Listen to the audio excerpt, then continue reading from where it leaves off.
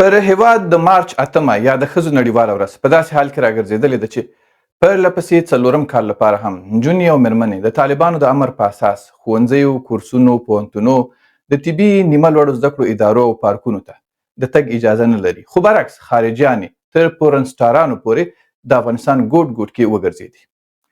د راپورونو له مخې طالبانو تیرو 4 کلونو کې لږ تر لږه 80 فرمانونه د ښځو د حقونو د محدودولو په اړه ورکړي. 1.5 میلیون شپږم ټولګي ته ختلې نجونې په کور شوي دي. 4 میلیونه چې لیسو ته تللي او 1.1 میلیون چې پوهنتونونو ته روانې وي په کور شوي دي. 14.8 میلیونه نورې ښځې د صحي رواني خوړو، بېروزګارۍ، اقتصادي او خوارځواکۍ له ستونزو کړېږي. د ملګرو ملتونو د سروې له مخې چې په 2024 کال کې شوې ده، 50 سلنه افغانې مېرمنې د طالبانو له راتګ وروسته افغانستان کې ځان خوندي نه احساسوي او 8 سلنه نورو یې د ځان وژنې هڅې کړي. د جبري نکاح مسایل 25 سلنه او د وخته مخکې د ودولو پیښې هم 45 سلنه زیاتې شوي دي. خو طالبان دا ټول راپورونه د دوی پر ضد د دښمن تبلیغات بولي. برعکس وایي هغه ټول ښځو ته په کار حقونه دوی خوندي کړي دي چې اسلام ورکړي دي. جالبه خو دا ده چې په دې موده کې د ښځو د حقونو او ژوند د خوندیتوب لپاره د پروژو بارانونه هم وو، خو بدلون رانغی. سلامونه، څه رښتیا دي څه تورونه دي؟ زه سعید شینوار یم. نن درته په سپینو خبرو کې دا سپینو. ما سره ډېرې قدرمنې مېلمنې دي، د ښځو حقونو فعالانې اغلې زرکه ملیار او دیني عالمه نظیفه جلالي. ستړي مه شئ، دواړه په خیر راغلئ. مننه کوم.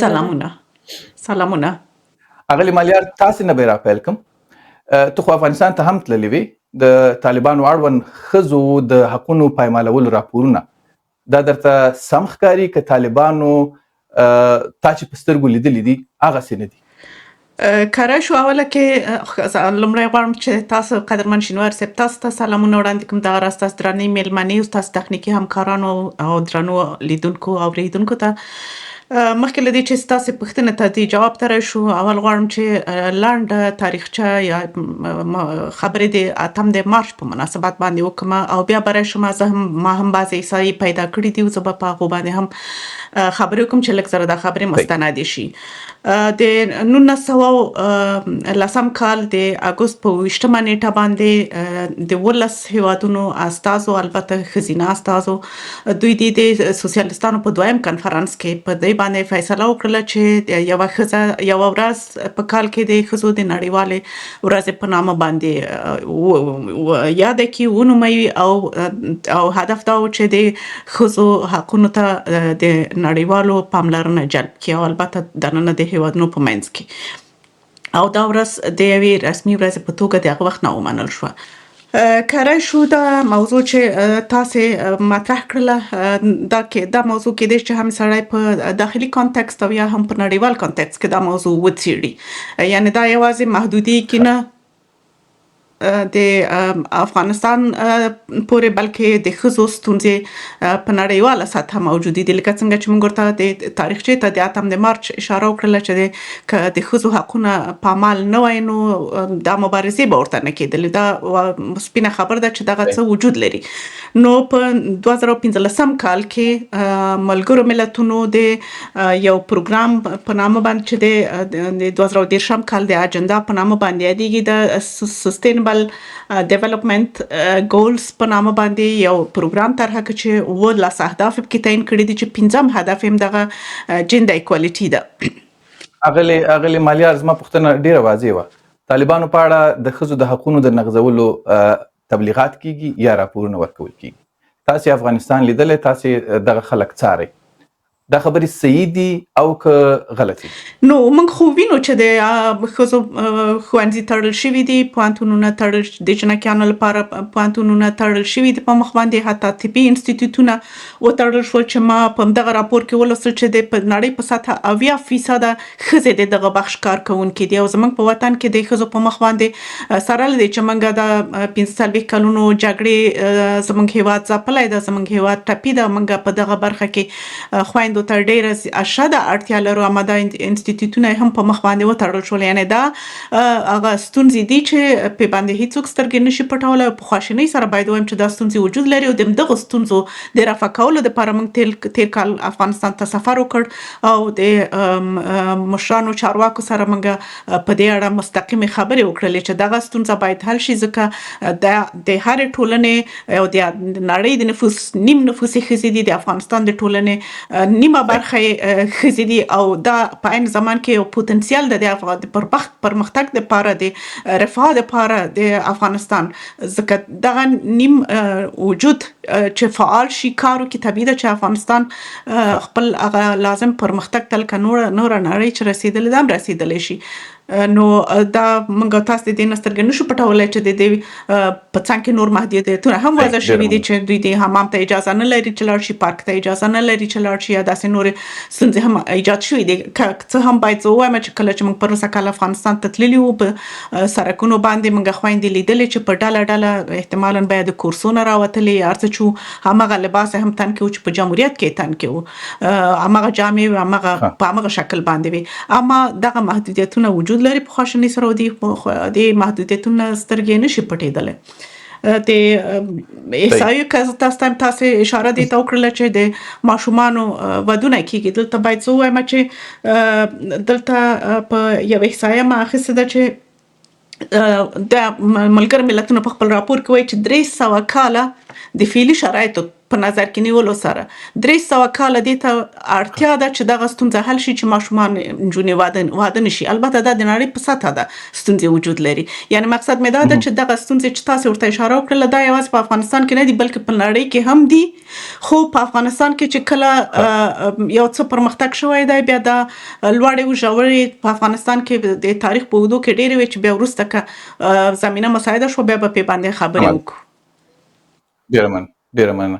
اغلی جلالي، تاسو هم د ښځو د حقونو په اړوند حتی تحقیقات کوئ، د دوی دوسیو ته د حقوقو برخه کې رسیدګي کوئ. تیرو 4 کالو کې پر افغان ښځو څه قیامتونه راغلي دي؟ تاسو منئ چې طالبان وایي هیڅ نه دي شوي، یوازې ښوونځي به تړل شوي، هغه موږ منو، خو نور موږ د دوی حقونه خوندي کړي دي. سلامونه او درناوی تاسو ته شینواري صاحب، غلی مالیار ته او ټولو خویندو ته چې دغه خپرونه ګوري، او زه د دغه خپرونې څخه په استفادې باندې خپل د افغانستان میندې او خویندې ته چې ډیر دردېدلي او مبارزې دي 8 د مارچ مبارکي هم ورته وایم. نه خیر شینواري صاحب، بنا پر هغه دلایل او مستندات چې زه خپل ورته په مستقیم شکل باندې لاسرسي لرم او په دغه 4 کلونو کې موږ هم پر ځای باندې نو یو ناس تحقیقات مو کړي، گزارشونه مو چمتو کړي، د همدې سازمان ملل متحد ته مو لیږلي دي، همدې هیومن رایټس کونسل ته مو لیږلي دي، د ریچارډ بینر سره مو ځینې گزارشات جوړ کړي دي، مختلف نړیوال سازمانونو سره. د طالبانو دغه ادعا زه په کامله شکل باندې ردوم. طالبان البته اول خو براسو دا به وایي چې دوی څه منلي دي په افغانستان کې. آیا دوی جنسیتي اپارټایډ منلې ده؟ دوی دستجمي وژنې چې کوي هغه دوی منلې ده؟ د تیر نظامیانو په حق باندې چې دوی وژني او سربخودانۍ توقیف کوي، شکنجه کوي، هغه دوی منلې ده؟ په زندانونو کې دوی خپل هغه ناسم رفتار منلې ده؟ هغه تعزیري او حدودي جزاګانې چې دوی په غیر شرعي شکل باندې تر سره کوي هغه دوی منلې ده؟ آیا طالبان دا منلې دي چې دوی د خلکو د آبرو او حیثیت او عزت سره لوبي کوي او د انساني کرامت په افغانستان کې دوی لمنځه وړي دي؟ دا دوی منلې ده؟ تاسو یو ژورنالیست یاست، تاسو د دې سترګې څخه پټولی شئ چې نن ستاسو مسلکان، ستاسو ژورنالیستان، ستا په رقم ځوانان نن په وطن کې دوی خپرونې کولی شي، دوی نن خپل غږ راپورته کولی شي. ګوري دا ټول هغه مسایل دي چې موږ او تاسو ټکي په ټکي باندې باید دا هیڅ کله د پامه څخه ونه غورځول سي. او کله چې موږ حقیقت وایو په دغه روژه کې خصوصا موږ باید دغه حقایقو څخه سترګې پټې نه کړو. بل قطن په افغانستان کې جنسیتي اپارټایډ جریان لري، د میرمنو مشکلات ورځ تر بله ډیریږي. آیا په افغانستان کې نن نه یوازې میرمنې، آیا نارینه د سیاسي مشارکت حق لري؟ سیاسي ګوندونه نن په افغانستان کې د فعالیت حق لري، د رجسټریشن حق لري. دا د ښځې مسایل بیخي زه را په دې خوا پرېږدم. لیکن آیا تاسې یوه ښځه لیدلې چې په افغانستان کې دننه سیاسي مشارکت حق ولري؟ حال دا چې په اسلام کې دا حق ورته ورکول سوی دی او موږ دا چالنج طالبانو ته ورکړی دی چې راسئ د قرآن او حدیث پر مبنا باندې دا تاسو ته ثابتوو چې میرمنې په اسلام کې د سیاسي مشارکت حق لري، د ټولنیز او اقتصادي مشارکت حق لري، میرمنې د فرهنګي مشارکت حق لري. لیکن تاسې وکتل چې په افغانستان کې نن زما یوه خور او مور په کورني زندانونو کې دی زنداني سوي دي او حتی د دې حق نه لري چې 15 دقیقې د تنفس په خاطر باندې پارک ته ووځي. خو بیادبي د ډېره معافي، زه ډېره بخښنه غواړم. روژه هم د نه مې غوښتل چې دا کلمه زه په خوله باندې راولم، لیکن ډېره ورته مجبوره یم. دغه د زړه د درد څخه کېږي. تاسې خپله یادونه وکړله چې یو پورن سټار نن په افغانستان کې ځي، هلته چکر وهي، هلته د طالب د ټوپک سره عکس اخلي، هلته بند امیر ته ځي. لیکن زما خور نن په افغانستان کې د مکتب د تلو د حق څخه هغه محروم سوی دی. نو نور به زه څه نه وایم، تاسې خپله هغه وکړئ. اغلې جلالي دلته مالیار صاحب ورته اشاره وکړه چې صحیح ده، ځینې خبرې به یم، خو ما چې وایي څه ولیدل ښځې د ښوونځیو نه راوتلې که د کورسونو نه راوتلې، خو د جمهوریت په څیر باندې په سړکونو ګرځېدلې ما ولیدلې. دومره مو وضعیت خراب نه دی لکه ویل کېږي. ګورئ شینواري صاحب، زه نه پوهېږم، زه واقعا یعنی کله چې دغسې خبرې زه اورم په ډېر احترام سره، البته شخصي عقده زه د هیچ چا سره نه لرم او د افغانستان هره میرمنه خصوصا که زما څخه مشره ده ماته داسې ده لکه مور، که زما څخه کشره یې داسې دی لکه خور غوندې مې، او زه احترام ساتم. لیکن په دغه مسله کې راځي چې د حقیقت څخه سترګې پټې نه کړو. نو د دوی زړه دا دی چې په افغانستان کې میرمنې بازار ته هم راونوځي. په افغانستان کې موږ لږ کونډې لرو، لږ موږ یتیمان لرو. څوک راووځي د هغوی په نمایندګي باندې چې حد اقل یو سودا ته هم دوی ولاړ نسي، نو بیخي بندیان سي، لکه غواګانو په رقم باندې په طبیلو کې وتړل سي.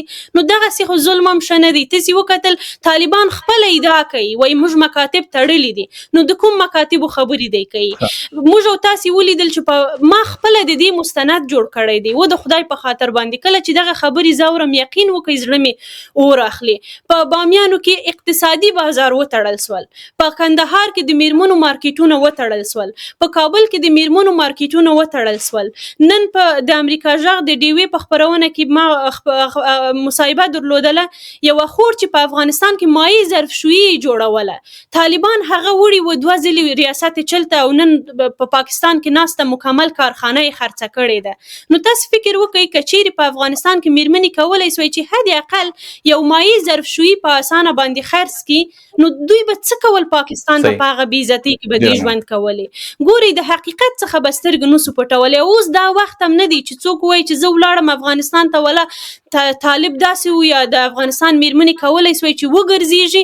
نو دغونه خو زه فکر نه کوم دا به ډېر بیخي ظلم وي چې د طالب خپله لور په قطر کې تحصیل کوي، په پاکستان کې د طالب لور تحصیل کوي، او د دوی میرمنې په نور هیوادونو کې په آزاده ژوند کوي، د ټولو حقوقو څخه برخمنې دي. او زما د هیواد نجونې دغونه مو نسي کولی چې د کورو څخه راووځي. اغلې مالیار جلالي وایي چې داسې خبرې چې اورم زړه مې اور کوي. نه پوهېږم تاسې په هر نیت چې دا خبره وکړه، خو دې جواب دا و. بل وایي چې کومه ده د ښځو په سړک باندې ګرځېدل خو ډېره عادي خبره ده، دې نه اوس بندي راته څنګه مشارکت د ښځو چیرته دی، جنسیتي تبعیض ورسره روان دی، جنسیتي اپارټاید حتی روان دی د ښځو سره. تر ټولو غټې مسلې دا دي چې په دې باندې باید بحث وشي. عام په سړک باندې د ښځې ګرځېدل ته نورمال حالت نوم ورکول طبعا چې دی وایي چې ظلم دی. زه د جلالي خور نظر ته په درناوي باندې ما دلته داسې کومه خبره نه وه کړې چې دا داسې خدای نخواسته د دې زړه اور واخلي او داسې وسوځي. د حقیقت دی وویل چې بیرون څوک وتلی نشي او ساه نشي اخیستلی، نو دا خو هم حقیقت نه ده که نه. زه جلالي خور دعوتومه چې بل ځل موږ تللو موږ سره لاړه شي او هلته مخامخ خبرې وکړي. زه فکر کوم چې دا مبارزه به ډېره مؤثره وي، نظر دی ته چې دلته مرکه وکړو، هلته مرکه وکړو، دې وطن پسې لاړ شو، د هغه دروازه وټکوو او د دې سازمان دروازه وټکوو، د هغه هېواد سازمان دروازه وټکوو. موږ که غواړو چې د افغان میرمنو سره، افغانو خویندو سره مرسته وکړو، نو دا یې د لار حل ده حل لاره ده چې خپل وطن ته لاړ شو او مستقیم د دوی سره خبرې وکړو، مستقیم ورسره استدلال وکړو. ما هم ورسره استدلال کړی دی. دا کوم څه چې جلالي خور ویلې دې کې هیڅ شک نشته ده چې د کار محدودیتونه پې باندې وضع شوي دي. د مخکې ما ورته اشاره د 2-3 اشارې ورته وکړل چې کورسونه چې پارکونه پې بندې، حمامونه پې بندې، ارشګاه پې بندې شولې. یعنې ما ورته جزئیاتو ته یې زه ورنغللم، اما دا اشاره ما ورته وکړله چې دا ستونزې شته دي او دې ستونزې د رفع کولو دپاره موږ ورغلي وو چې هلته مرسته وکړو. زه فکر کوم چې دلته ضرورت د احساساتي کېدو ته هم نشته او دې ته به هم اړتیا نه وي چې سړی زړه ته اور ورته کړي، بلکې حقایق د ټولنې ټولو ته معلوم دي او دا حقایق که ورته څوک اشاره وکړي که یې ونه کړي د هغه نه سترګې نشي پټېدلی. پې باندې ټول پوهېږي چې کومې ستونزې موجودې دي، څومره فرمانونه راوتلي دي، د ټولنیز اقتصادي او سیاسي ژوند نه ښځې بهر شوي دي. دې ستونزو نه څوک سترګې نشي پټولی. اما زموږ مکلفیت، زموږ مسؤلیت د تحصیل کرده او په حیث باندې څه شی دی؟ زموږ مسؤلیت دا نه ده چې موږ احساساتي شو، خپل زړه ته اور ورته کړو او عملاً څه شی وکړو. دا راپورونه صحیح ده، تاسو زحمت باسئ، مستند کوئ، دا ډېر ښه کار ده، خدای دې تاسو سره ښه وکړي. اما مؤثریت او لاسته راوړنه د افغانستان د ښځو دپاره چې په افغانستان کې دي څه شی ده؟ هغوی د ته یې ګټه څه شی رسېدلې ده؟ په داسې حال کې چې موږ ته ویل کېږي چې بیا راشئ او بیا راشئ، ځکه دغه مؤثره ده، دغه لاره مؤثره ده چې تاسو ورسره مستقیم غږېږئ او دغه جرأت باید سړی ولري او دا شهامت باید سړی ولري چې لاړ شي وطن ته او مستقیم ورسره خبرې وکړي. دغه شرط زه به دا خبره جلالي صاحب ته وکم. خو تاسو نه یو بل پوښتنه لرم مالیار صاحب. طالبانو څه ویل چې ولې دا ستونزې دي تاسو منئ او جلالي صاحب هم ورته اشاره وکړه. دوی څه وایي چې دا ستونزې ولې دوام کوي یا ولې د دوی په حکومت کې بارزې شوې؟ مکتب دې بند شي، پارک ته د ښځه نشي تللی، سیاسي مشارکت نه دې وایستلی شي او رقم بندیزونه دې ورباندې ولګول شي. دوی څه ویل چې ولې دا کار کوي؟ ګوره شینواری صاحب، ما تاسو ته ویل چې موږ کابل ته لاړلو، موږ د هر یو سره ستونزې مطرح کړلې. دوی دې البته بعضې موارد کې دوی دې موږ ته وویل چې موږ باید لاړ شو قندهار ته او قندهار کې موږ دا مسایل مطرح کړو، دوی دې به هم زموږ پیغام هلته ورسوي. دغه یو تعداد چې په کابل کې موږ ورسره ولیدل، دوی دې په اصل مشکل دوی دې نشو حلولی، ځکه دوی دې موږ ته وویل چې تاسو لاړ شئ قندهار ته او موږ قندهار ته متاسفانه چې زموږ وخت د سفر لنډ و او قندهار ته موږ ته وویل شو چې لاړ شئ، حداقل تاسو د یوې هفتې سره محاسبه وکړئ چې تاسو به هلته منتظر پاتې کېږئ. او البته زه په دې باندې مطمئنه هم نه وم چې قندهار کې به موږ سره دوی د مشر امیر المؤمنین وګوري، ځکه په کابل کې موږ سره شیخ فرید د اکاډمي علوم رئیس موږ خویندې ونه منلو. موږ ته یې ویل چې موږ دوی دې نه راځي، دوی سره یې نه ګورو.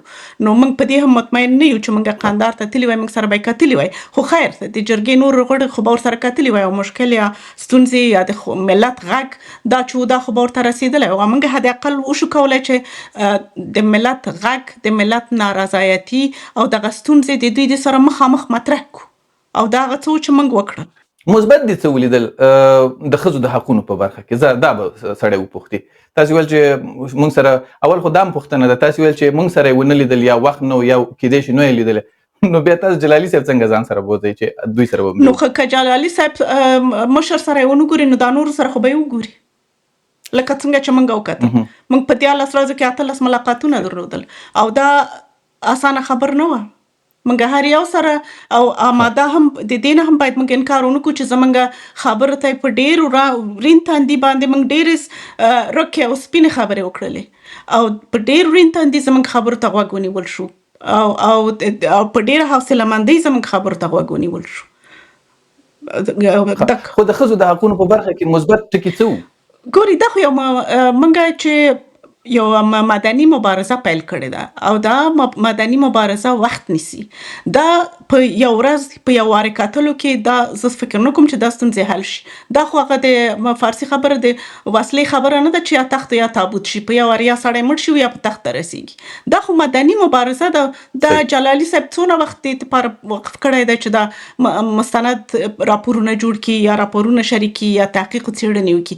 دا خو وخت غواړي او زه فکر کوم زما آرزو همدا ده چې سبا ته ښوونځي خلاص شي. همدې دپاره موږ په خپلو امکاناتو باندې ورغللو. خپله رخصتي مې د کار نه واخیستله او لاړلو هلته هر یو د دې جرګې غړي. موږ په خپلو مصارفو لاړلو او په خپلو امکاناتو لاړلو. خپل وخت هم ضایع کړو د دې دپاره چې د خویندو دپاره د ښوونځیو د خلاصېدو، د پوهنتون د خلاصېدو، د کار حق یې، د طبیعي د ټولنیزو سیاسي ژوند کې برخه ورکول، په دا ټولو مسایلو اساسي قانون موږ په ډېرو وسیع مسایلو باندې د دوی سره خبرې کړې دي او زه فکر کوم چې حتما به یو وخت کې نتیجه ورکوي، ځکه که په یو تیږه باندې څک څک اوبه ولویږي یو وخت کې هغه تیږه سوری کېږي. ډېره مننه. اغلې جلالي، تاسې واورېدل مالیار صاحب وایي چې دا جرأت ولره چې ما سره لاړه شي افغانستان کې او د مدني مبارزې له لارې نه خپل ستونزې د ښځو حل کړو په ګډه باندې. دا یو دم زړه ته اور ورکول، دا خو یې حل لاره نه ده. شینواري صاحب، زه غواړم څو خبرو ته اشاره وکړم. اول دا چې زړه مې اور اخلي، بیا یې اخلي، بیا یې اخلي، بیا یې اخلي، تر هغه وخته پورې چې وحشي طالب په افغانستان کې زما زړه به اور اخلي. یو خبره. دوهم د احساساتي کېدو ته اړتیا دا سته. زما د وطن میرمنې نن د یو وحشي افراطي مزدور ډلې لخوا په کورو کې کښېنول سوي دي. زه احساساتي کېږم، تر هغه وخته احساساتي کېږم چې دا کثیفه افراطي ډله د افغانستان څخه ورک نیسي. درېیمه خبره، تاسې اوس جرأت کړی دی. زه د زابل غوندې یو ولایت کې لویه سوې یم. د افغانستان په 34 ولایتونو کې مې کار کړی. 26 کاله عمر لرم، لیکن 3 ځلې راباندې حملې سوي دي، د انتحاري حملې سوي دي، د طالب وهلو ټکول مې تیر کړي دي. زما ډاکومنټري په یوټیوب کې پروت دی. زه ټولو خویندو ته او خپل ټولو همزولانو ته وایم چې یو ځلې لاړ سي، په هغه شرایطو باندې چې ما کار کړی هغه ډاکومنټري دی یو ځلې وګوري. زه جرأت کوم چې دا اوس هم افغانستان ته ولاړ سم. ولې؟ انس حقاني د جرأت ونه کړی چې زما سره سترګې په سترګې باندې خبرې وکړي. د اوسلو په ناسته کې دغه پوړنی ما د ملا متقي په مخ کې اور کړی. دغه پوړنی چې ټول پښتانه حتی خون بخشي د ملا متقي په مخ باندې مې هوار کړی، لیکن هغه د دې جرأت نه درلودل چې من حیث د یو انسان چې ځان ته مسلمان وایي، ځان ته پښتون وایي، د یو افغان پښتنې د دغه پوړنې احترام او درناوی وکړي. دا دومره سپک مخلوق دی اغلی مالیار. هغه به د داسې کسانو سره ګوري چې سر به ورته ښوروي، هو هو به ورته وایي او هغوی ته به وایي چې ښه سمه ده، نور چې هر څه تاسې کوئ یوازې مکتب خلاص کړئ. نه، زما غوښتنه یوازې دا نه ده. زه سم ورسره درېدلی یم د قرآن د آیاتو مطابق، د احادیثو مطابق، او 1000 وارې مې چالنج کړي دي. د دوی یو نر نه ده پیدا سوي چې راسي حد اقل د بل هیڅ شي د لارې څخه نه، حد اقل را سره په یو مرکه کې کښېني، په یو مرکه کې کښېني، په څو مرکو کې چې حتی ما د دوی څخه اسلامي پوښتنې کړي دي او را سره بحث یې کړی دی، خاموشه سوي دي. ټول مستند یې په یوټیوب کې پروت دی، ټول مستند یې هغه تلویزیوني چینلونه چې هماغه خپرونو کې زه د دوی سره وم، تاسو یې کتلی شئ. زه جرأت کولی سم چې افغانستان ته ولاړ سم، خو که چېرته د دوی مړ او ورک امیر ودرېږي زما سره خبرې وکړي. ځکه تصمیم خو د اکاډمي علوم رئیس نه نیسي. هغه څوک دی اصلا؟ څوک دی هغه چې زه لاړ شم هغه سره کښېنم؟ په دې خو تم پوهېږي عقل او منطق دا نه مني چې تصمیم د یو کس ونیسي، محدودیت د یو کس وضع کړي او زه لاړ سم د اکاډمي علوم رئیس ته کښېنم. دا خو نو دلیل نه ده شینواري صاحب. یا ملا متقي یو بیکاره سړی چې یو تصمیم نشي نیولی، په دې خو تم پوهېږي، زم پوهېږم. تر هغه وخته پورې چې دوی خپل د مشرانو سره جلسه ونکړي، د هغه کلیدي کسانو سره جلسه ونکړي، یو د ټویټر پوسټ نسي لیکلی. موږ او تاسې حتی ذبیح الله مجاهد چې د دوی ویان ده، تر ټولو دروغجن سړی، هر د ټویټر پوسټ چې لیکي د 100 ضربینو څخه تیریږي. هغوی څوک دي چې زه د هغوی سره کښېنم؟ زما مشکل د ملا هیبت الله سره دی چې البته معلوم هم نه ده چې دا سړی مړ دی، ورک دی، ژوندی دی. اول دی د اسلام له نظره، د شریعت له نظره هغه قوانین یا هغه قواعد او اصول دی پوره کړي چې ځان ته امیر وایي، چې زه د امیر المؤمنین په سترګه نه ورته ګورم، نه منم، او نه د افغانستان خلک دته د امیر په سترګه ګوري. بیا د دی دا جرأت پیدا کړي چې زما سره دې کښېني، بیا هغه وخت زه حاضر یم چې افغانستان ته ولاړ سم، کنې د انس حقاني سره ډېره مننه. کښېنستلی یم، د متقي سره هم کښېنستلی یم، د دوی د 12 نور مشرانو سره هم کښېنستلی یم، لیکن د دوی سترګې سمه ماته ټیټې سمه. وې او د افغانستان میرمنو ته د دوی سترګې ټیټې وې، ټیټې دي ډېره مننه. او تر څو چې ورکېږي د دوی سترګې به ټیټې وي انشاءالله. ډیره مننه.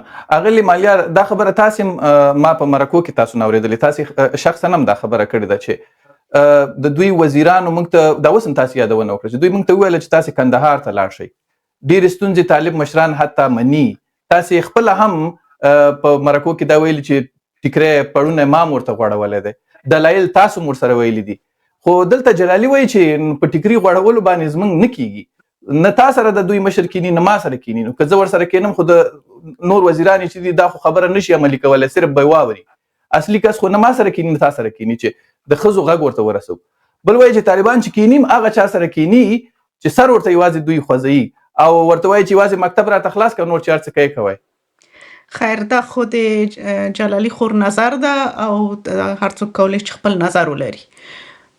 ما خپل خبرو کې اشاره وکړله چې موږ روکې او سپینې خبرې وکړلې او موږ یوازې د خویندو د ښوونځیو او د پوهنتونونو د کار د حق او په سیاسي او اقتصادي ټولنیز ژوند کې د ګډون خبرې نه دي کړې، بلکې موږ ورسره د اساسي قانون د مسلکي حکومت د یوې لویې جرګې ډېرې ستونزې موږ د دوی سره مطرح کړلې او زه دا انتظار هم نه لرم چې د اوس که هر څه جلالي خور نظر د دې نظر ده، اما هر څه چې دا هغه اوس د حکومت یا د دولت حکومت نه د دولت واګې په لاس کې لري او زه دا انتظار نه لرم چې هغه د ما سره که نه غواړي ما سره حتما وګوري. زه په د اروپا کې اوسېږم او 10 کاله مې دلته ژوند هم کړی، زه هر وخت نشم کولی چې وغواړم جمهور رئیس سره ملاقات وکړم ورسره یې وګورم. اما دغه خلکو سره چې موږ وکتلې دغه ته موږ د ملت غږ ورسو، د ملت نارضایتي مو رسوله او هغه ستونزې چې موجودې دي هغه موږ دوی ته ورسولې او موږ زه نه پوهېږم چې ولې سړی باید دا قضاوت وکړي چې هغه خلک هغوی د سره ګوري چې ورته سر خوځوي. موږ څه ضرورت لرو؟ نه ترې نه کوم انتظار لرو، نه ترې نه پیسې غواړو، نه ترې نه مقام او دولت او کار غواړو. الحمدلله هر څه خدای پاک دلته موږ ته راکړي دي، اما موږ چې ځو هغه څه ده چې موږ دغه شرایط د مملکت هم دردوي، د خویندو دغه حالت موږ دردولي او د دې دپاره موږ ورغلي یو چې شته موږ سر وخوځوو. څه ضرورت لرو د سر خوځولو دپاره؟ سر خو به هغه خلکو خوځول چې په انتظارات یې درلودل په جمهوریت کې چې څه کړي دي هغه د کړي دي. دغه نتیجه چې نن ورځ دغه حالت په خویندو باندې راغلی ده د دغه جمهوریت د کړنو نتیجه وه چې دغه د اوس موږ نن ګورو چې د ښځو په نامه باندې څه ونه شول.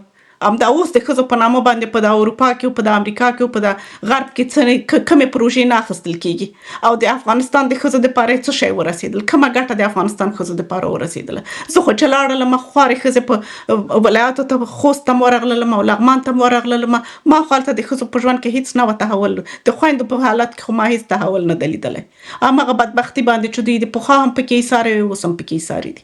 موږ باید داسې یو کار وکړو چې مؤثر واقع شو، یوازې لیدنې او اتهام واردول او دا زما ادبیات هم نه دي او زه په دغه ادبیاتو باندې خبرې هم نه کوم. په ټول احترام سره چې زه جلالي خور ته لرم او مبارزې ته یې لرم، دا زما ادبیات نه دي. زه په دغه ادبیاتو د هېچ چا سره هم نه غږېږم او که موږ د هغه وزیر صاحبانو سره هم خبرې کړي دي، نن ورځ هغوی د افغانستان وزیران دي. ما دپاره د افغانستان کې به حکومتونه ځي او راځي هر څوک چې دي، اما د افغانستان مقام د افغانستان مقام دی. که د افغانستان وزیر دی د افغانستان وزیر دی. زه هغه ته د یوې ډلې وزیر په سترګه نن ورځ نه ګورم، ځکه دغه ډله نن په افغانستان کې حاکمه ده. که هر نوم ورباندې ایښودل کېږي، نن د حکومت واګې د دوی د په لاس کې دي، نن د افغانستان سرنوشت د دوی د په لاس کې ده، د افغانستان ښه او بد د دوی د په لاس کې دي او دوی د افغانستان وزیران دي، دوی د یو ګروپ وزیران نه دي. وادي ورېدل اغلې جلالي وایي چې مسایل یوازې موږ کتللي یو، اول خو دا خبره یوازې په د دوی په سفر کې بنده نه شي، موږ باید هغه نورو مسایلو باندې مو وغږېږو. خو وایي که موږ هم تللي وو یوازې موږ ورته سر نه دی خوځولی، استدلال مو ورسره کړی، یوازې مو مکتب ترې نه دی غوښتی، د افغانستان د اساسي قانون نه رانیولي ټول مسایل مو ورنه غوښتي دي. ته چې کوم درد لري هغه درد موږ هم لرو، ته دې درد د وجې نه دلته احساسات اظهاروي او زه ورغلی یم د همغه درد له وجې نه په طالبانو سره مې هلته استدلال کړی دی چې ولې تاسو دغه بندیزونه لګولي دا خوشي شینواري صاحب استدلال خو موږ هم کړی ما خو مخکې په خپل خبرو کې اشاره وکړله چې استدلال موږ ټولو کړی دی لیکن زه دا وایم چې طالب په خبره نه پوهیږي طالب د خبرې د ډایالوګ د مذاکرې سړی نه دی طالب په خبرو باندې نه کیږي که چیرته کېدلی په دغه 4 کلونو کې ډیر قدرمن مشران د دوی سره وکتل قومي مشران راپورته نسول په همدې پکتیا کې قومي مشران راپورته نسول چې موږ د خدای لپاره فرهنګي ستونزه نه لرو دینی ستونزه نه لرو پرېږدئ چې زموږ خویندې مکتب ته ولاړ سي چې سبا ورځ یو قابله ولرو چې زه خپل د کور خور د خپل د کور لور حد اقل یو نارینه ډاکټر ته بونځم همدغه د طالبانو ډلې بیرته یې هغه مکتب بند نه کړل همدا قومي مشران یې په دا سر باندې ونه وهل په قندهار کې محصلین بیرته په سر ونه وهل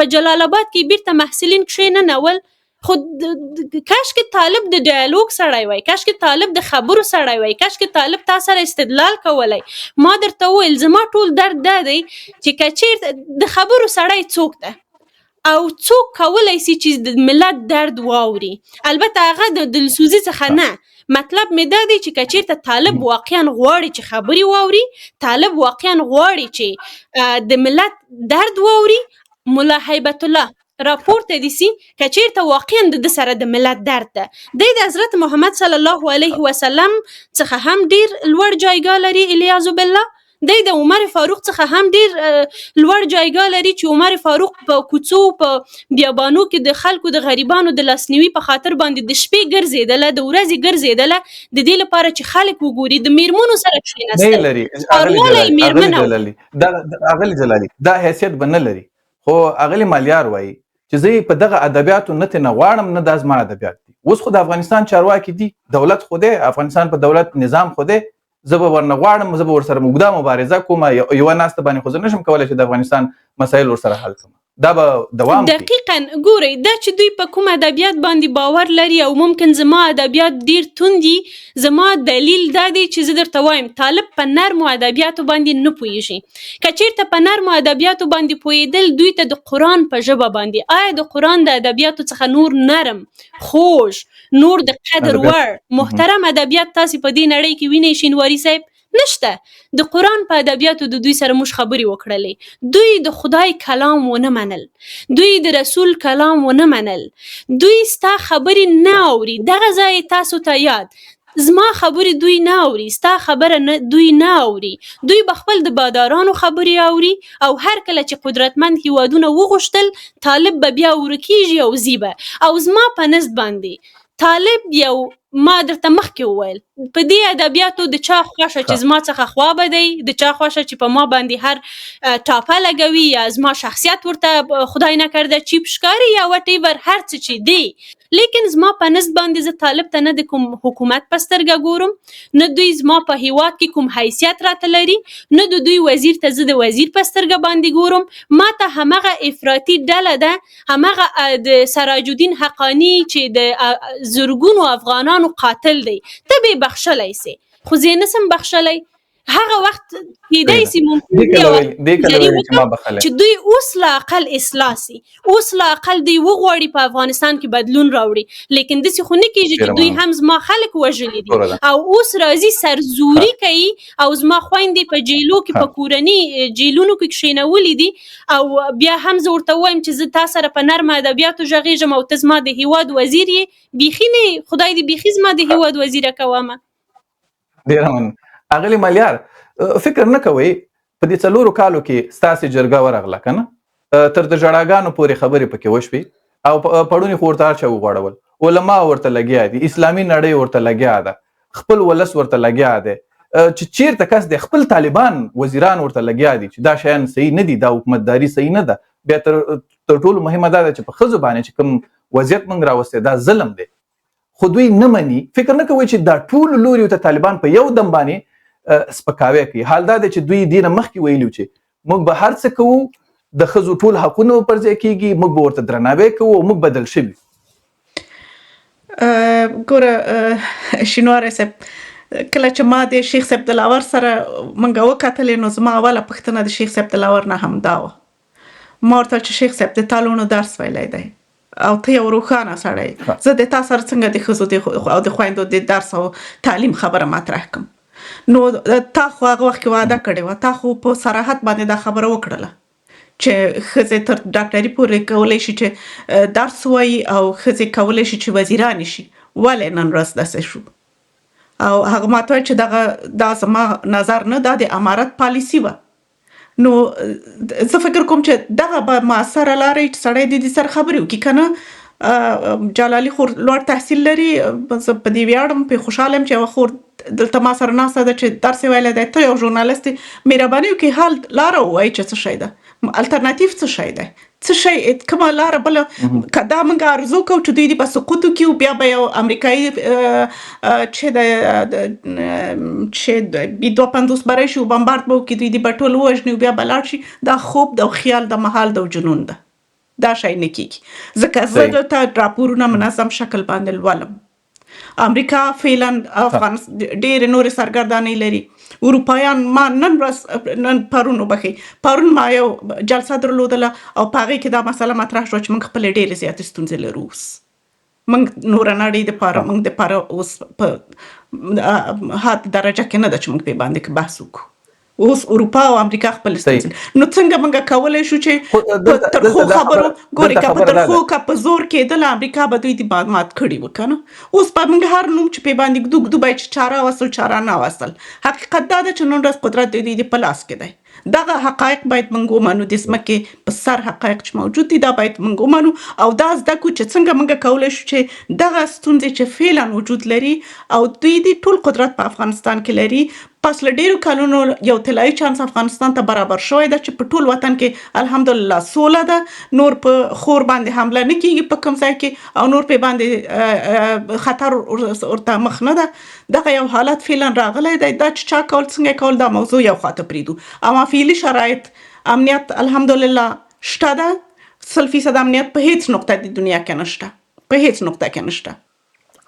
هلته موږ لاړلو او تر خوست پورې لاړلو، هیڅ ستونزه نه وه او ارامي او امنیت شته ده. یو طلایي چانس برابر شوی. دغه طلایي چانس نه باید موږ چې زده کړې کړي دي، مسؤلیت د دې ټولنې په مقابل کې لرو، نه یوازې د خویندو په مقابل کې بلکې د ټولو افغانانو په مقابل کې موږ دا مسؤلیت لرو چې دغه ستونزو دپاره باید لاره د حل پیدا کړو او په هغه لاره باندې پیدا کړو چې د افغانانو سره امکان لري. افغانان چټي هسې متل نه ده شو چې افغانان په رضا باندې در سره دوزخ ته ځي خو په زور باندې جنت ته یې نشي بیولی.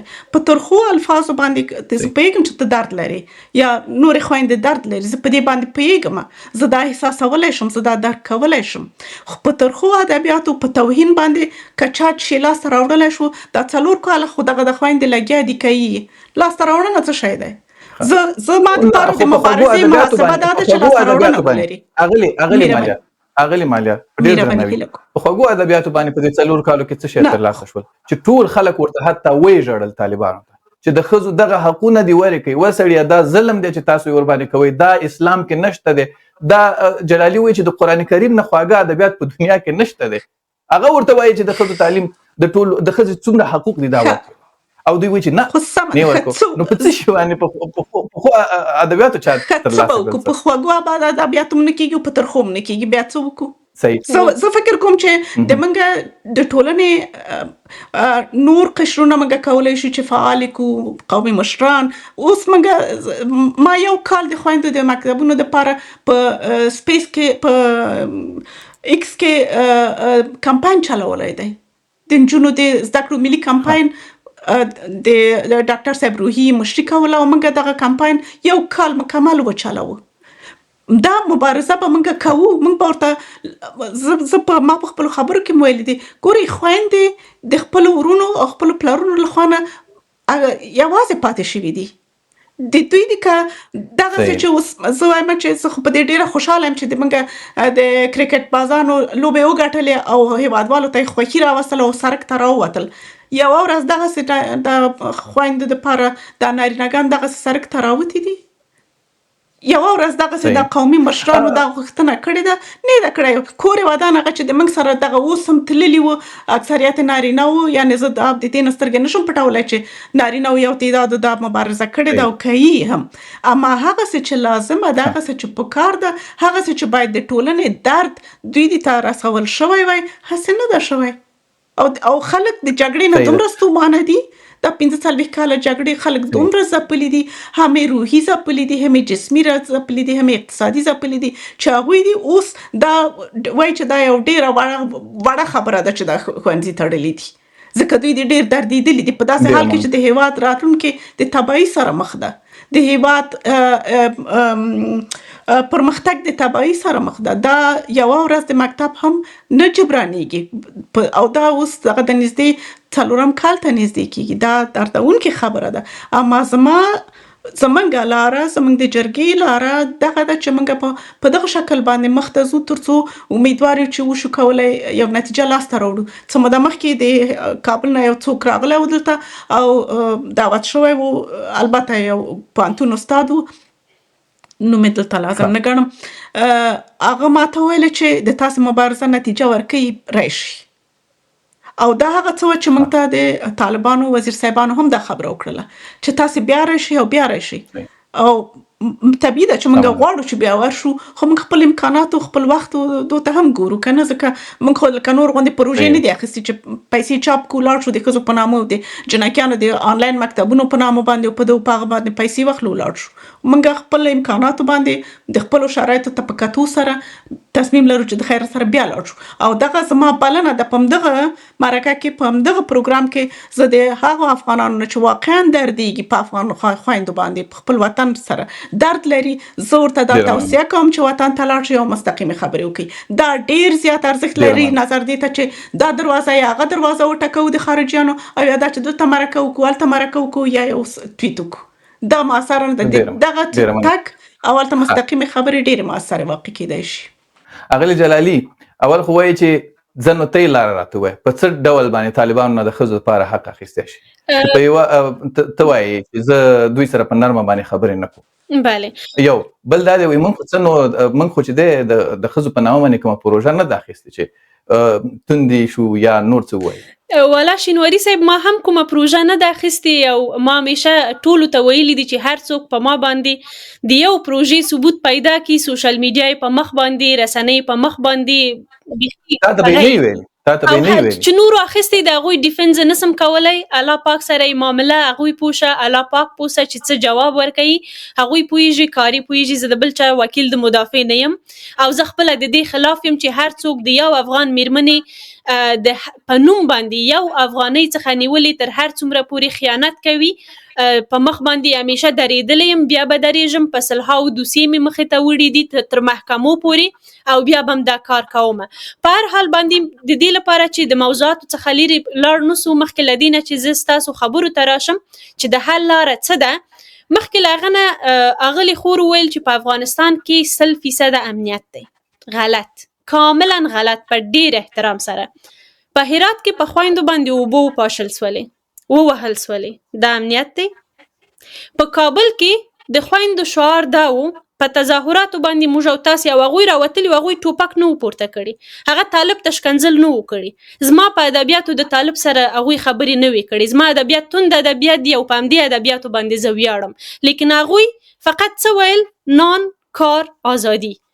د ازادي څخه د هغوی مطلب همدا و چې هغوی وکولی سي سهار خپل مکتب ته ولاړ سي، ماښام بیرته راسي، سهار خپل کار ته ولاړ سي، ماښام بیرته خپل کور ته راسي، خپل بچیانو ته یو څه راوړي. ونه وهل سولې، ونه ټکول سولې، بندیان نه سولې. زموږ تیر نظامیان مستند اسناد زموږ سره پروت دی او موږ سازمان ملل متحد ته، هیومن رایټس کونسل ته په رسمي شکل باندې لیږلی دی. یعنی دا په اثبات رسېدلی آمار ده چې زه درته درکوم، او ممکن اولین ځلي چې زه په رسنۍ کې دا خبره کوم. 2500 زموږ تیر نظامیان بندیان دي. دا امنیت دی؟ تقریبا 9000 کیسونه د اجباري ودونو، د کم عمره ودونو چې د طالب لخوا په زور سوی. اوس بیا د جمهوریت نوم واخیستل سي. زه د جمهوریت کوم کارمنده نه یم، نه ډیفند کوم. بلې هو، د جمهوریت رهبرانو که چېرته ظرفیت درلودلی، نن به وحشي ډله په موږ باندې حاکم نه وی. نو دا مشکلات بلا شکه چې په تیر جمهوریت کې هم ول، لیکن زه د اوس خبرې کوم. هغه په هر حال باندې خبره د اوس لپاره دی. یعنی 9000 کیسونه موږ د وهلو ټکولو، د خودبسرانه توقیف کولو، بندي کولو، د شکنجې کیسونه چې حتی خلک شکنجه کیږي، دا چې عدلي او قضایي سیستمونو ته میرمنې لاسرسی نه لري، دا خپله عدم امنیت ده د یو میرمنې لپاره چې کله اسلام حتی حق ورته ورکوي چې کله په تا کورنۍ تاوتریخوالی کیږي ته حق د خلع او تفریق لري. لیکن نن طالب کله چې یو میرمنه زی وایي چې مثلا زه په کور کې دغه مشکل لرم، دا خو په دې معنا نه دی چې د افغانستان خویندې خدای نکرده بد اخلاقې دي، د افغانستان خویندې خدای نکرده په کورو کې ګزاره نسي کولی. هر کور به یو جنجال لري او داسې نه ده چې په افغانستان کې هیڅ کورنۍ تاوتریخوالی نه دی. ما تاسو ته وویل چې په افغانستان کې دا مسایل ډېر عادي دي. ځینې خویندې داسې قضایا لرو چې محکمې ځینې مسایل اغلي جلالي، ځینې مسایل تاسو داسې یادوي چې هغه مخکې نه موجود وو، طالبانو پورې تړاو نه لري. زه اوس راځم شینواري صاحب، په تیر جمهوریت کې مثلا کورنۍ تاوتریخوالی موجود و، لیکن حد اقل هغه چې ما وویل تر هغه اندازې چې چا پروژه اخیستې ده هغوی پوهېږي جواب ورکولی پوهېږي، لیکن تر هغه اندازې پورې چې ما کار کړی او لیدلی مې دی، ځکه دا مستند دي، که چېرته څوک یې غواړي هم زه کولی سم دا مستند ورته ورکړم. حد اقل موږ د ښځو چارو وزارت درلودی، حد اقل موږ په 40 ولایتونو کې د ښځو چارو ریاستونه درلودل، حد اقل موږ داسې سازمانونه درلودل چې هغوی لیګل اویرنس ورکول. ما خپله په افغانستان کې 3000 برنامې چې د هغوی ویډیویي مستند پروت دی، د عکس څخه به تېر شو ویډیویي مستند پروت دی چې موږ میرمنې پوه کړي دي. زما خپل مکتب و چې موږ وکولی سو هغه واقعي اسلام خلکو ته یا میرمنو ته خصوصا ورسوو چې د اسلام په چوکاټ کې ته دغه حقوقي حقونه لري. لیکن همدغه طالب زما دغه مدرسه وتړله چې دا یو دینی علومو مرکز و، یو دینی علومو مرکز طالب تړي، دا امنیت نه دی، دې ته موږ امنیت نسو ویلی. د نظیفه اسلامیک ټریننګ سنټر په نامه باندې په زابل کې و، لیکن متاسفانه دا د طالب لخوا تړل کېږي. ولې تړل کېږي؟ هلته خو دینیت تدریسېدل، هلته خو د اسلام له نظره میرمنو ته ویل کېدل چې ته څنګه بیهیویر وکړه، څنګه تحصیل وکړې، څنګه تعلیم وکړې، څنګه بیرون ته ولاړ سې، څنګه معاشره کې واوسېږې او څنګه اقتصادي حق ولري، څنګه سیاسي مشارکت ولري. لیکن طالب دا وتړل. ولې وتړل؟ دا امنیت نه دی. نو موږ دا نسو ویلی چې په افغانستان کې امنیت دی. او بیا زه راځم یو ځل بیا تاکید کوم چې د افغانستان د میرمنو په شمول زموږ د سرتیرو، زموږ د تیر نظامیانو وضعیت ډیر خراب دی. دوی زنداني کیږي، دوی شکنجه کیږي، دوی وهلو ټکول کیږي. دا چې یو څو کسه مثلا تللی دي او طالب په دې باندې پوهېږي چې دا کسان چې راځي زموږ سره خبرې کوي خو دوی بیرته د ځي خپل فیډبک به د خلکو سره شریکوي، دا د دوی په ګټه باندې ده، دا د دوی لپاره یو ذهنیت سازي دی. هغه ولې تا ته مشکل جوړ کړي؟ ته تللی د هغوی سره مثلا داسې خبرې کړي دي، کوم بل شی دې نه دي کړي. راځم د حل په لارې باندې. ګورئ زما تمه نه د امریکا څخه دی. که چېرته څوک داسې فکر کوي چې زه زم د امریکا دروازه ټکوم یا دا کوم یا هغه کوم، زما ادبیات د امریکا په وړاندې همدا شی دی. حال دا چې د څو ځایو څخه بلاک لست سوې یم، لیکن بیا هم په همدې توندو ادبیاتو مې امریکا ته ویلي دي چې دا ته وې چې دا قاتلین دې راوستل په افغانستان کې دې کښېنوله. او زما کوم توقع هم دا نه ده چې امریکا دې راځي دوی دې بمبارتوي یا دوی بیرته پرته له شکه چې امریکا خپل سیاسي لوبه په دوی باندې کوي. لیکن د حل لاره شینواري صاحب په لاندو ټکو کې د افغانستان خلک دا چې نن د طالب ته خلک وایي چې دوی د افغانستان ریالیټي یا حقیقت دي، د افغانستان میرمنې د افغانستان حقیقت دي، د افغانستان ځوانان د افغانستان حقیقت دي. ولو چې د طالب په وړاندې 15 کاله 10 کاله 15 کاله موشي، زما به توصیه ځوانانو ته، خپلو خویندو ته، خپلو میندو ته، هغه نارینه‌و ته چې واقعا دوی غیرت لري او د افغانستان د خویندو د حقوقو په خاطر باندې د دوی په څنګ کې درېږي او خپل وطن ور باندې ګران دي، دوی باید، زه دا نه وایم چې جنگ، چې بیا په ما باندې کوم بلیمینګ ونیسي چې دا په افغانستان کې جنگ غواړي. په یو ورځ د 40 ولایتونو څخه ټول خلک راپورته سي، ټول خلک راپورته سي، خپل د انجونو، خپل د لورانو، خپل د خویندو میندو لاسونه ونیسي، د مکتب د دروازو شاته ولاړ سي، د خپل خویندو لاسونه ونیسي، د دوی د دفترونو شاته ولاړ سي. نن په افغانستان کې دوی وایي چې امنیت دی. متاسفانه دغه سازمانونه چې امداد رساني کول دغه میرمنې لا په کورو کې کښېنول سوي دي. څه رقم امنیت، موږ څو ډوله امنیت لرو. یو هغه امنیت دی ډېره چې زیاته مثلا مننه. وهلو ټکول کیږي یو کس یا شکنجه کیږي چې ما یې ښه مثالونه وویل. حتی په افغانستان کې نن رواني ډېره امنیت هم نشته. نو که چېرته وخت ډېره بیا زیاته مننه. نورې خبرې هم لرم. قربان. اغلی مالیار جلالي صاحب څو خبرې وکړي. یو خو یې دا وکړه چې امنیت کم امنیت، که تاسو ته امنیت وو تاسو خو ذهنیت سازي کړې ده او ریپورټ به هم چېرته وړی او هلته به هم وضعیت ښه ښودلی دا طالبانو ته ګټه کوي، تاسو له ولې څه ووایي؟ یو بل څومره په دې خبره باور لرئ چې طالبانو دپاره ځینې پروژې تاسې د پروژو یادونه وکړه، دلته جلالي صاحب هم یادونه وکړه، ځینې پروژې راوتلي دي ډیزاین شوي دي چې طالبانو دپاره ذهنیت سازي وشي، دغه مسایل نارمل وښودل شي، نارملایز شي طالبان، حتی د ښوونځیو د ښځو پر وړاندې سخت کارونه یې چې کړي هغه هم خلکو ته نارمل وښیي چې دا به وروسته حلیږي. منګه خو نه چاته مکلفیت د دې لرو چې راپور ورکو او نه د چا د خوا نه معذف شوي وو چې لاړ شو او راپور چاته بیا ورکو او یا منګه دې دپاره تللي وو چې موږ ذهنیت جوړ کړو. دا د هر چا قضاوت خپل قضاوت دی او کولی شي چې ویلري.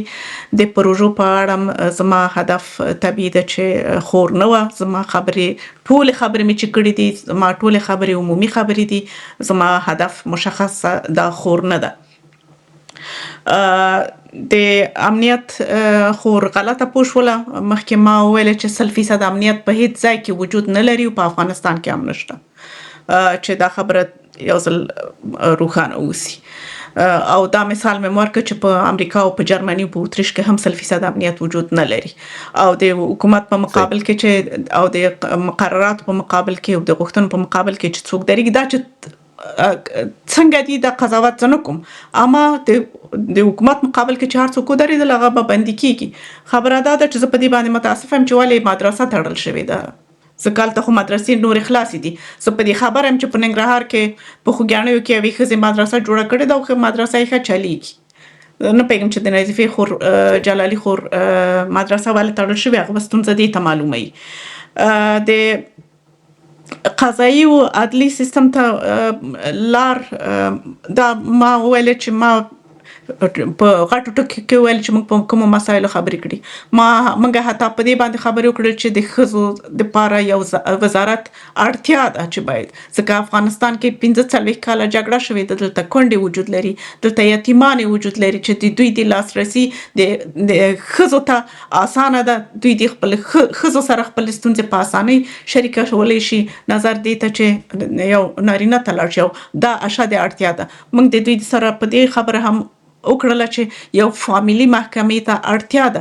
ستونزې په هر پخوا هم وې، د حضرت محمد صلی الله علیه وسلم د وخت نه هم په کورنیو کې شخړې او ستونزې وې، په ټوله نړۍ کې شته دي، په پرمختللې نړۍ کې شته دي، په افغانستان کې هم شته دي.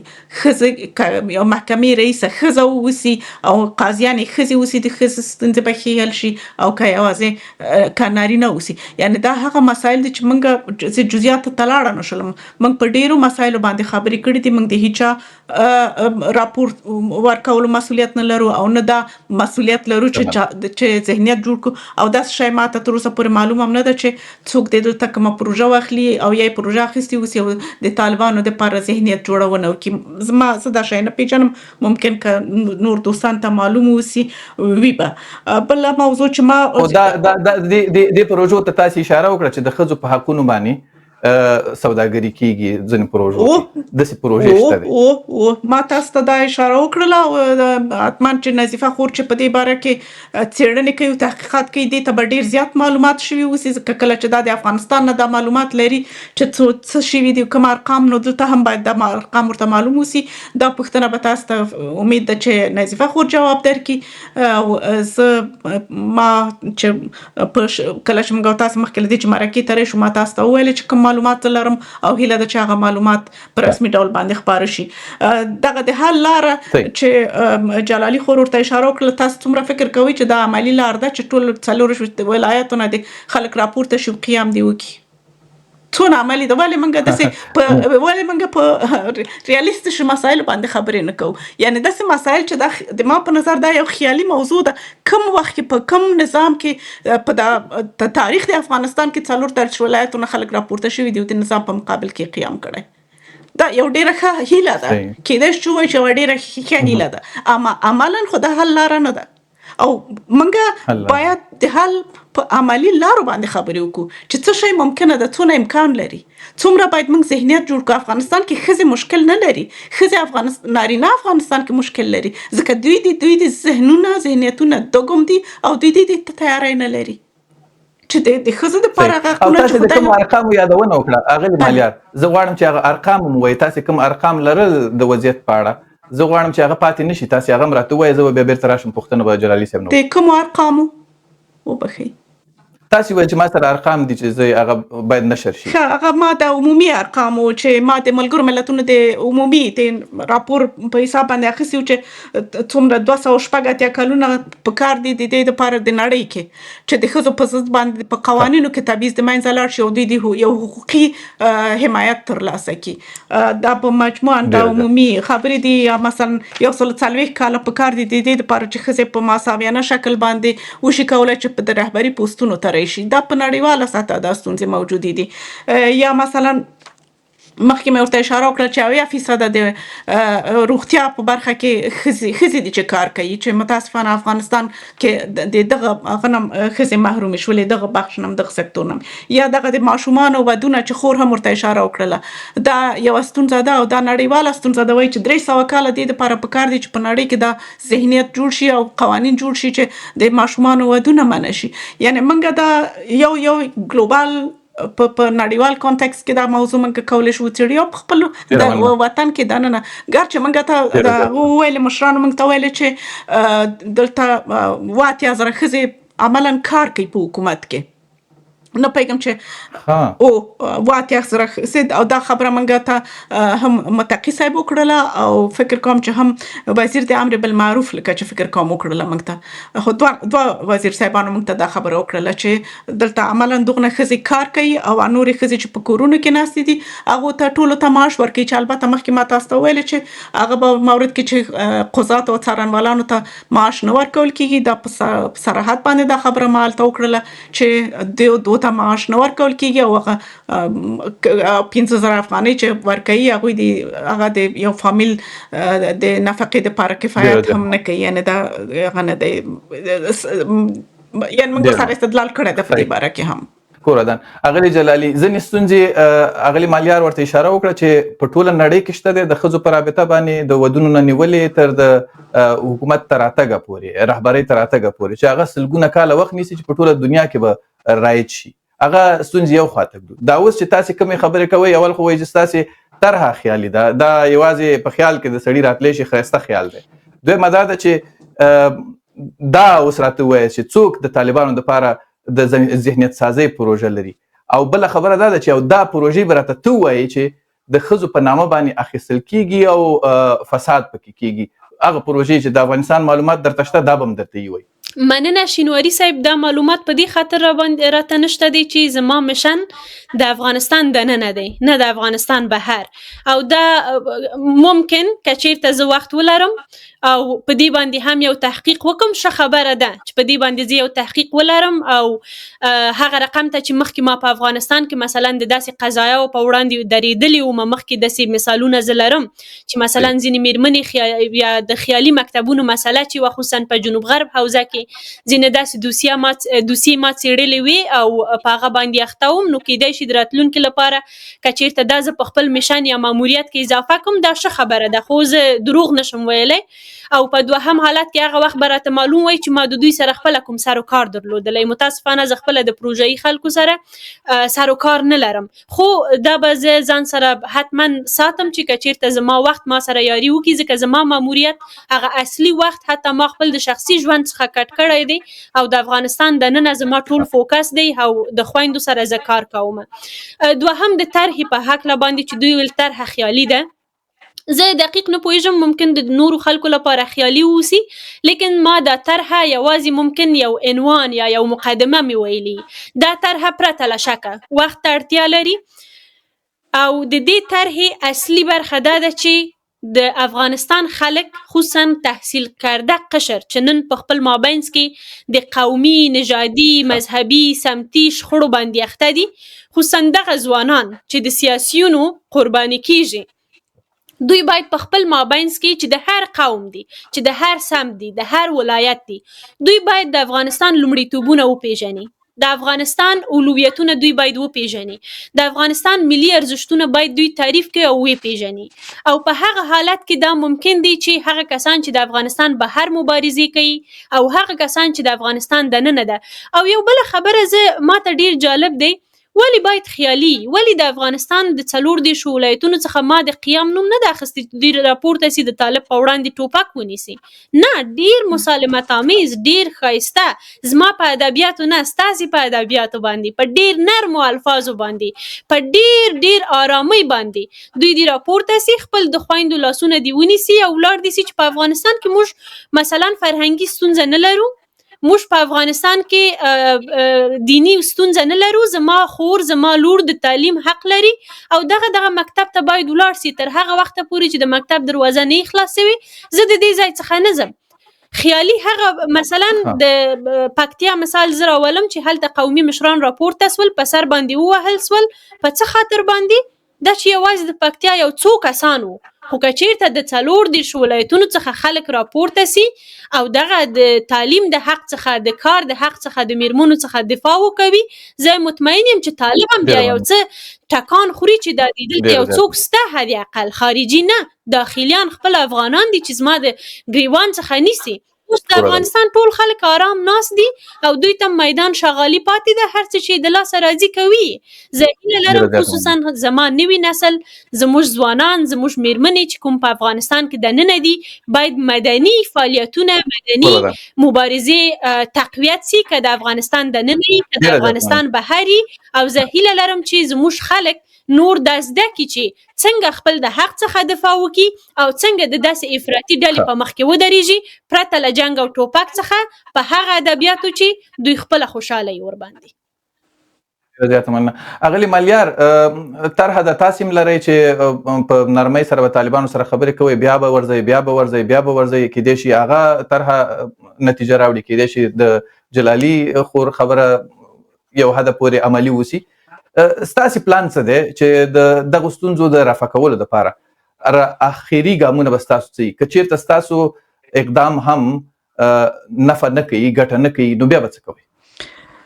منګه خو شینواری صاحب اخري مدني مبارزه کوم اخر ګام نه لري، مدني مبارزه ادامه لري، دا به ادامه لري تر هغه وخته پورې چې که تاسو زما مرکه د هغه همایون افغان سره هم لیدلي، ما ویل چې موږ به تر هغه پورې د مبارزې ته دوام ورکوو چې تر څو چې ښوونځي او پوهنتونونه د خویندو په مخ خلاص شي او خویندې خپل حقونه، د کار حق او نور حقونه ترلاسه کړي. زما دپاره دغه عملي خبره ده، ځکه زه خپله ځم، ما سره نور خلک هم دي چې ځي او په همدغه مینه او ژمنتیا باندې ځي لکه زه چې ځم، او زه دا لاره موثره وینم او عملي وینم چې موږ ورځو. او ما مخکې مو ویل چې زه توصیه کوم د همدغې لارې نه ټولو هغه هیوادوالو ته چې امکان لري کولی شي لاړ شي او د نږدې نه خبرې وکړي. دا یو بل فشار ده نظر دی ته چې ته په یو مرکه کې خبرې کوي او هغه په کوم شکل باندې چې لازمه ده یا نه، دا هغه بله خبر ده. دا خبره چې یعنی د جلالي خور خبرې ټولې ډېرې ښې خبرې دي، خو ستونزه دا ده چې څومره دا عملي دي. دا 4 کالو کې څومره خلک د دې تبعیض نه او د قومي او ژبني او سمتي تبعیض نه لاس واخیسته. یوازې د کرکټ موضوع لا یاده کړو چې دغه د کرکټ په باره کې څه ونه شو، خپل جلالي خور هم پکې فعاله وه او په اصطلاح جرمني اصطلاح کې یو اصطلاح ده چې په سر باندې چکش هم وخوړه. دا هم یو هیله ده، یو ښه هیله ده، خو یوه هیله چوکاټ کې پاتې کېږي، ځکه تر اوسه پورې چې 4 کاله تیر شو، ښوونځي د خویندو په مخ باندې تړلي دي، پوهنتونونه تړلي دي، خویندې محدودیتونه پرې باندې وضع شول، د ډېرې ازادیګانې تېنه چې اساسي حقونه دي تېنه واخیستل شول. نورې ستونزې په وطن کې شته دي، اساسي قانون نه لرو، داخلي مشروعیت نشته، وطن په انزوا کې دی. دې دپاره چا څه وکړل چې پس له دې به یې وکړي. زه بیا هم وایم چې موږ باید عملي او هغه څه چې امکان لري که هغه واړه ګامونه هم دي هغه باندې باید پل کېدو او لاړ شو او هڅه وکړو چې خپله مبارزه نتیجې ته ورسوو. نظر دی چې غټې ارزوګانې ولرو او هغه د ارزو په چوکاټ کې پاتې شي او عملي نشي. اغلی جلالي ته خپله طرحه څنګه عملي کوي او په دې تېرو 4 کالو کې حتی د کرکټ په مسله کې په سر باندې چوکش وخوړ؟ زه خپل طرحه پرته له شکه همیشه مې ویلي دي، همیشه خپل د طرحې په خاطر باندې خپل د ځوانانو سره د نوي نسل سره چې حتی که چیرته د دې نتیجه زه ونه وینم زما راتلونکي نسلونه یې وویني هم مشکل نشته دی، ولو چې 10 کاله وخت ونیسي. لیکن د طالب سره زه نه جوړېږم په څه خاطر باندې چې طالب زما سره نه جوړېږي. طالب ما نه مني، نه په خبرو باندې، نه په نرمو لهجو باندې، په هیڅ رقم باندې. دغه مرکه یې تاسو ته یاد، دغه مرکه به د نشاني په رقم باندې کښېږدو چې طالب سړی کېږي، نه په دې باندې چې طالب مزدور دی. یو مزدور هیڅکله په خپل سر باندې تصمیم نیسي نیولی. زما طرحه پرته له شکه ټولو ځوانانو سره زه کار کوم، داسې ارامه نه یو ناسته، خپل د ځان څخه مشترحې لرو، ګروپونه مو دي، عملا کار کوو په افغانستان کې دننه حتی کار کوو. الحمدلله کار مو ښه روان دی، ذهنیت سازي کوو او تر هغه وخته پورې چې وکولی سم د ملي ارزښتونو په خاطر باندې د افغانستان د لومړیتوبونو په خاطر باندې کار کوم. یو شي کې زه دلته د ټولو په وړاندې باندې اقرار کوم چې طالب د سوشل میډیا څخه ډیر ښه استفاده کړی، خو زموږ تحصیل کرده قشر د سوشل میډیا څخه صحیح استفاده نه ده کړې. زه خپل ځوانانو ته د همدې ځای څخه توصیه کوم چې حتی که چیرته د یو ټویټر پوسټ په رقم باندې هم کیږي او دغه مرکو ته تاسې په کمه سترګه باندې مه ګورئ چې وایاست چې دغه مرکو د لارې څخه نه کیږي، نو چې نه کیږي ولې تاسې راغلي یاست ناست یاست. دغه اوس انس حقاني زما خبرې واوري اور اخلي لمبه کوي، متقي زما خبرې وګوري یو هفته زما چهره د دوی د یاده نه وځي. نو دا خپله یو مبارزه ده چې موږ یې کوو او دا زموږ خبرې یو قدرت دی د دوی په مقابل کې. نو د هرې پلاتفورم د لارې څخه چې کیږي، که هغه مرکې دي، که هغه سوشل میډیا دی، که هغه آنلاین مرکې دي، که هغه حضوري مرکې دي، تاسې د نږدې تللی لیکن موږ خپل د همسنګرانو څخه په آنلاین باندې داسې خبرې کوي، موږ هم خبرې کوو. نو زموږ طرحه حتما ورته کار کیږي. خو آخرنۍ توصیه به مې دا وي ټولو هغه خویندو ته د افغانستان دوسته خلکو ته د طالبانو لیدو ته مه ځئ تر هغه وخته پورې چې ملا هیبت الله حاضر سوي نه چې تاسو سره وګوري. مه ځئ لطفا، خپل پیسې او وخت مه ضایع کوئ. مننه. ډیره مننه. اغلی مالیار بس تاسې په خبره باندې راټول کوئ چې مه ځئ تر څو چې ملا هیبت الله درته حاضر شوی نه لیدو ته، تاسو مه ځئ. زه خو د خور د توصیې نه مننه کوم، خو موږ خپل تصمیم خپله نیسو. ډیره زیاته مننه. ډیره زیاته مننه. خدای دې ژوندی لري. ډیره زیاته مننه. دوه قدرمنې مېلمنې، دیني عالمه جلالي صاحب او د ښځو د حقونو فعاله مالیار صاحب. خدای مو راوله. کور ودان. مننه.